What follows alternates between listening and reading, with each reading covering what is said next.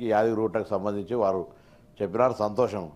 కానీ మా జిల్లా దేవాలయాలకు సంబంధించి మీరు చెప్పినట్టుగా ప్రకటనలు చాలా వచ్చినాయి కానీ డెవలప్మెంట్ ఏం కాలేదు గౌరవ సభ్యులు. ఎందుకంటే రాంగ్ మెసేజ్ పోదు. వేములవాడకు సంబంధించి వారు నిధులు రాలేదు, ప్రకటనలు వచ్చినాయి, నిధులు రాలేదు. వేములవాడ దేవస్థానానికి సంబంధించి కావచ్చు, కొండగట్టుకు సంబంధించి కావచ్చు, బాసర కావచ్చు, యాదగిరిగుట్ట కావచ్చు, యాదగిరిగుట్ట భద్రాద్రి కావచ్చు, ఇవన్నీ టెంపుల్స్కు సంబంధించి రాలే. యాదగిరిగుట్ట డెవలప్మెంట్ చేశారు, మీరు చెప్పిన దానికి దేనికి డిఫరెంట్ ఆఫ్ ఒపీనియన్ లేదు. కానీ ఈ టెంపుల్స్కు ప్రకటనలు చేసి కూడా కాలేదు. ఈ మధ్యలో ఒక 8 మంది మంత్రులను గౌరవ ముఖ్యమంత్రి గారు కలిసి వేములవాడ దగ్గర చాలా పెద్ద కార్యక్రమాలు తీసుకొని నిత్యాన్నదాన సత్రంతో సహా అనేక కార్యక్రమాలు తీసుకుంటున్నాం.